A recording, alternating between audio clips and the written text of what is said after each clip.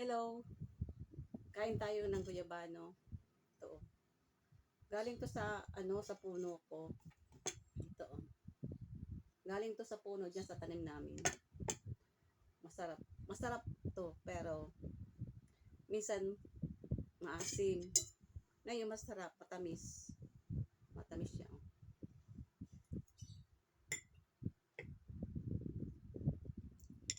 Itong guyabano na ay ang anti-cancer daw to eh. Maraming benefits to. Tulad ng nakaka-reduce daw ng parasite sa ating guts.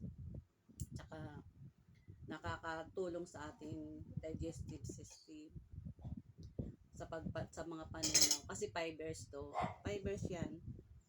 Nakakatulong daw.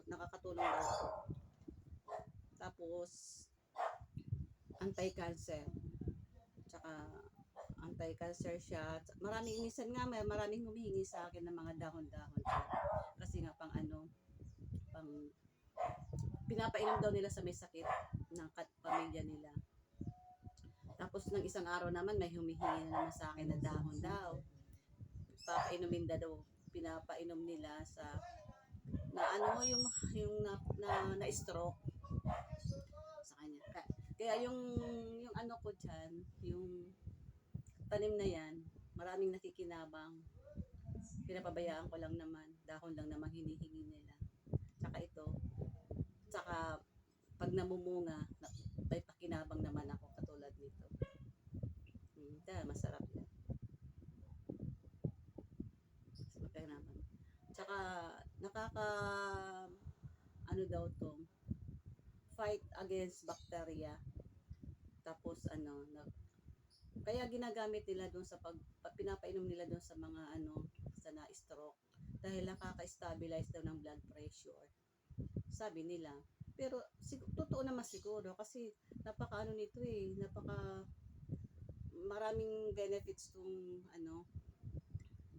guyabano.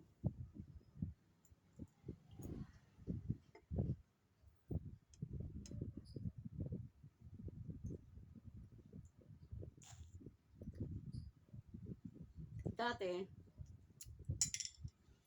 hindi ako masyado mahilig nito kasi nung maliit pa kami, nung araw, sa probinsya, may 2 puno kami sa bahay namin, doon sa bakuran namin. Naglalaglagan na lang sa sa lupa yung hinog. Kaya kumbaga pinagsawaan ko na to. Tapos dito naman sa amin nagtanim ako nitong guyabano na dahil sa dahil ang asawa ko mahilig nito. Ang hilig-hilig nitong guyabano na itong nung asawa ko. Bumibili ako para sa kanya. Itinanim ko yung buto. Namumunga. Ibig sabihin, tumubo siya at namumunga na siya.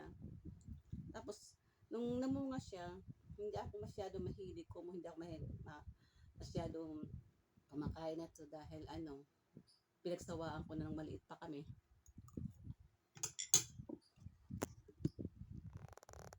Pinamimigay ko lang.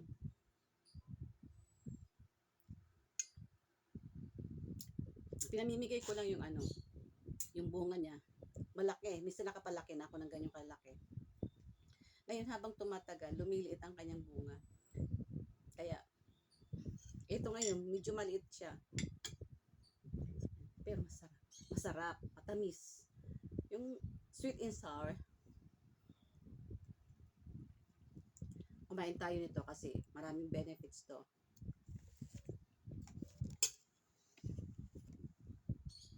Nakakatulong sa maraming benefits. Nakakatulong sa proper digestion. Pangalawa, nakaka-reduce ng parasite sa guts. Pangatlo, anti-cancer. Pang-apat, fight against bacteria. Panglima, stabilize blood pressure. At marami pang iba. Hindi lang bunga, kundi pati dahon. Hindi lang nito pati dahon. Nilalaga lang daw. At saka may mga kasakasama pang ibang dahon. pinaiinom sa mga may blood, high blood, at saka sa mga na-stroke. Kaya, yan. Maraming benefits. Kaya kain tayo nito. Pero sabi naman ng iba, hindi daw masyado maganda sa may diabetes. Kasi nga, matamis. Pili naman yata kumain, kaya lang hindi masyado madami. Minimize lang.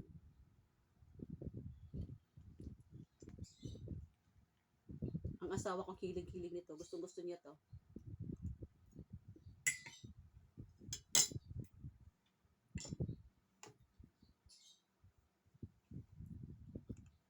Masarap. Masarap siya ngayon. Pero masarap naman talaga siya. Dahil tsaka tayo ngayon, iwasan natin mga baboy, mga maaalat. Kainin lang natin ang prutas at saka gulay.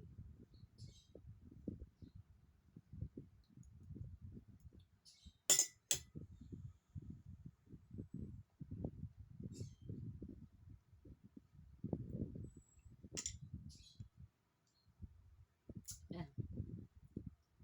Sweet and sour.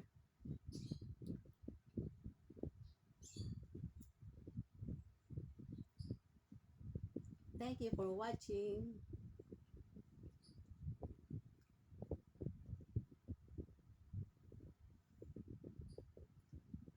Please subscribe my YouTube channel. Paki-subscribe naman po ng YouTube channel ko. Emily FG. Karamihan po dun sa mga video ko ay tukol kay Olap namin. Yung aso. Yan o.